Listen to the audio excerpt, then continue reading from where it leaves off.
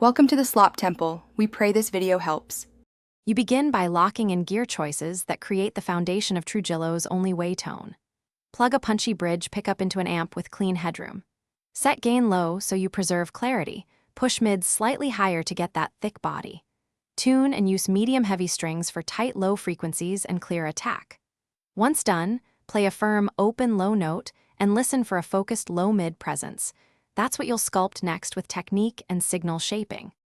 Now you refine the signal chain so the bass sits heavy and defined in the mix. Insert a gentle compressor with a 3:1 ratio and fast attack to control peaks without squashing dynamics. Keep the mix partial so transients remain. Sculpt EQ by trimming muddy 250-400 Hz and lifting around 801-200 Hz to add pick-like bite and presence.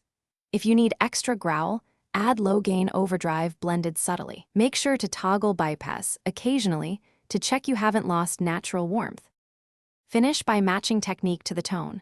Play with aggressive, percussive finger attack, thumb and index, or light pick to emphasize the mid-range. Use palm muting for note definition.